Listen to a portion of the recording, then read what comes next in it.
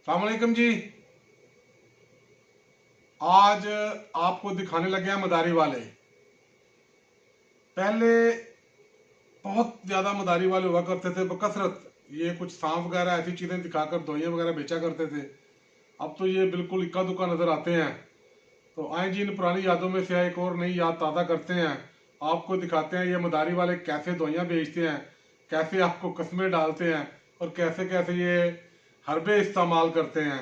लेकिन जहाँ तक मेरी राय है, इनसे मेडिसिन नहीं लेनी चाहिए, क्योंकि मे भी हो सकता है कि वो इतनी म्यारी ना हो, आपके गुर्दे वगैरह खराब ना कर दे।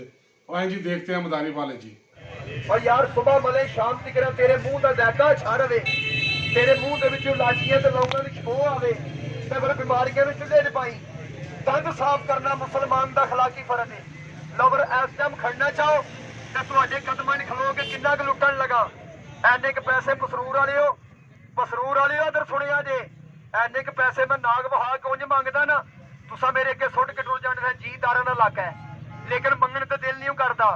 लवर इस टाइम खड़ना चाहो बाबू जी, इस टाइम नहीं 40 नहीं 45 ते नहीं 50। बिस्मिल्ला जनाब, ऐ गल दी कदर हाले मैं कीमत नहीं सुनाई ते जवानां दियां तैयारियां हो गई नस्सण दियां, नहीं मंजन लैण दियां। लवर शीश लागू खाण तो पहले अगर दंदां नूं चार चन्न लाना चाहो ते कलमा पाक मुहम्मद मुस्तफा दे पढ़न वालियां कोलों आ एक पैकेट ते मूंह च मंगदे शर्म आउंदी है भाईजान। एक लै जाओ, दो लै जाओ, तीन लै जाओ, नाम ही खड़ो सात पाक दी कसमें फेर भी तुसीं मेरे भराओ। आ एक पैकेट ते भाईजान मूंह च मंगदे शर्म आउंदी है, सिर्फ एक 20 रुपये लैंदा जी।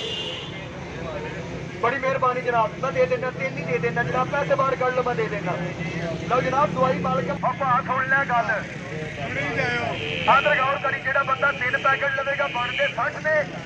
नबी पाक दा सदका मैं तुहाडे कोल 50 रुपये लवांगा जी। आ गल सुन लिया जी।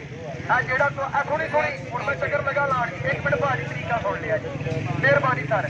आ जेड़ा आ जायो ना मंजन लैना ते भावें ना लैना, आ काम वेख के जाया जी, ਇਹਦਾ ਤਰੀਕਾ ਸੁਣ ਕੇ ਜਾਇਆ ਜੀ। ਓ ਯਾਰ 50 ਰੁਪਇਆ ਵੇਖ ਦੌੜ ਲੱਗ ਗਈ, ਕੀ ਹੋ ਗਿਆ ਹੈ? ਮੈਂ ਤੇਰੇ ਕੋਲ ਮੰਗਣ ਲਗਾ ਵਾ ਇਨਸਾਨਾ ਹਰ ਕਿਲੋ ਦਾ ਇਹ ਆ ਲੋ ਭਾਈ, ਇਹਦਾ ਤਰੀਕਾ ਸੁਣ ਲਿਆ ਜੀ। ਆ ਫੂਟੀਆਂ ਮਾਰ ਕੇ ਟੋਏ ਪਾਉਣ ਵਾਲੀ ਔਲਾਦ ਨੱਸ ਪਈ ਆ।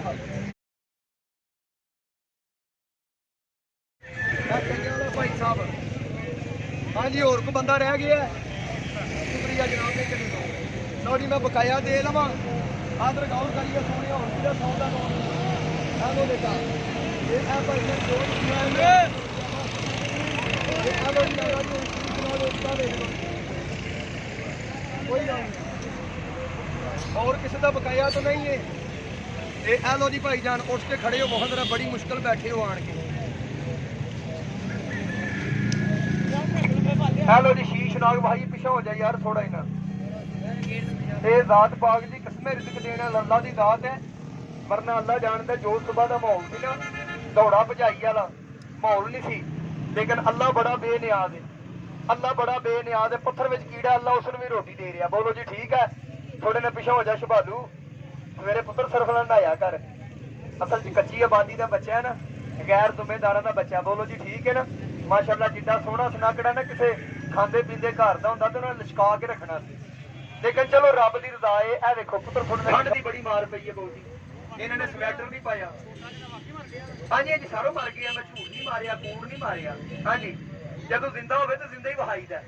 मैं किया जोगी नूं फोन, मैं तेरा डिचक नाग मर गया है तो सानू सब भेज दे। कह लगा हले पैसे ना भेजी, जब लभा मैं तेन फोन करांगा, तू मैं पैसे ही करवा दे, मैं गड्डी ते सब धर देंगा पैक करके। ये ए वेखते रहना जी। वो इस तरह ही भाजी पटारी बंद करके ना किसी कार्टन के पा के गड्डी वाल फड़ा देने, साडा पार्सल फड़ा दिया जी सियालकोट। आदर गौर करना, गड्डी वाल नहीं पता होता कि सप है। आदर कुदरत ने रब दी। बोलो जी ठीक है ना? हुण जोगी दसे ना सप है, गड्डी चलाए। बोलो जी ठीक है ना? मजमा बने ना इन्हें, बड़े तरीके नाल मंगवाने पैंदे जी सप। मजमा बने ना इन्हें, वे भाजी तेरा शीश ला के थोड़ा ढिला हो गया ठंड की वजह से। ये आ देखते रहना, लेकिन हाले भी खबरदार है, चंगा उठता है जी। एक बारी सारे बच्चे जरा ताड़ी मारो। ये मैं तस्वीर भी विखावा सियाणिया बंदियां नूं ते जो नसीबां च ऐसी मिल गई है।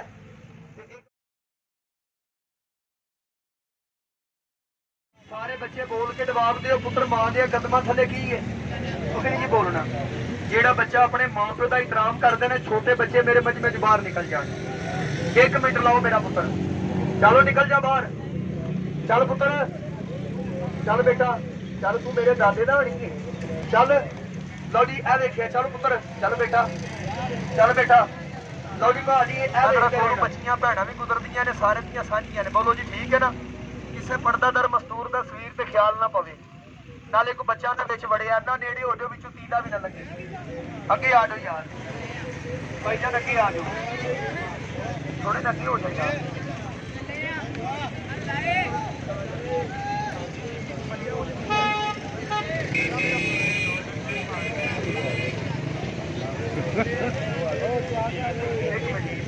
ਜਿਹੜਾ ਬੱਚਾ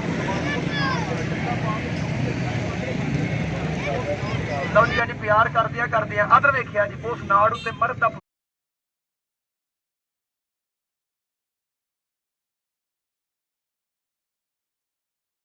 ਮੇਰੇ ਹੱਥਾਂ ਨੂੰ ਵੇਖਿਆ ਜੀ, ਕਿਧਰੇ ਬਾਅਦ ਚ ਤਾਂ ਟਰਾਈ ਨਹੀਂ ਕਰਨੀ। ਦੇਖੋ ਜੀ ਇੱਕ ਪੈਰ ਭਰਾਜੀ ਹੋ ਜਾਣਾ, ਬੱਚੇ ਮੇਰੇ ਨਾਲ ਝਾੜੀਆਂ ਮਾਰਦੇ ਇਹ ਐ ਜੇ ਸਪਣੀ ਨਾਲ ਵਾਦਾ ਪੂਰਾ ਕਰਦੇ ਜਾਈਏ, ਸਫਾ ਹੋ ਜਾਏ। ਇਹ ਦੇਖਿਓ ਜੀ, ਮੁਲਕ ਯੂਨਾਨ ਦੇ ਵਿੱਚ ਜਦੋਂ ਸਿਕੰਦਰ ਨੇ ਸੱਪ ਮਾਰਿਆ ਨਾ, ਤੇ ਸਪਣੀ ਨੇ ਬਦਲਾ ਲਿਆ। ਤੇ ਭਾਈ ਜਨ ਅਦਰ ਗੌਰ ਕਰਨਾ, ਬਦਲਾ ਲੈਣ ਤੋਂ ਬਾਅਦ ਫਿਰ ਰਸਤੂ ਹਕੀਮ ਨੇ ਪਹਿਚਾਣ ਕਰਵਾਈ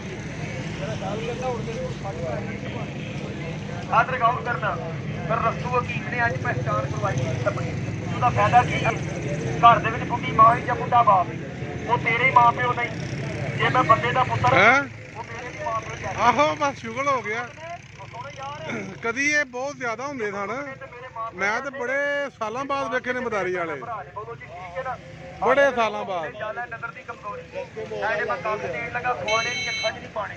ਇਹ ਪੀਰ ਮੁਰਸ਼ਦ ਦੇ ਬੰਦੇ ਖੜਨੇ ਤੇ ਜਿਹਨਾਂ ਨੂੰ ਮਾਂ ਪਿਓ ਦਾ ਫਿਕਰ ਨਹੀਂ, ਉਹਨਾਂ ਨੇ ਕੀ ਖੜਨਾ? ਬੋਲੋ ਜੀ ਠੀਕ ਹੈ ਨਾ?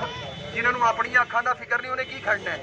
ਆਦਰ ਗੌਰ ਕਰਨਾ, ਬੁੱਢੀ ਮਾਂ ਹੀ ਜਾਂ ਬੁੱਢਾ ਬਾਪ ਹੀ, ਇਹ ਨਜ਼ਰ ਕਮਜ਼ੋਰ ਹੈ ਬਜ਼ੁਰਗਾਂ ਦੀ।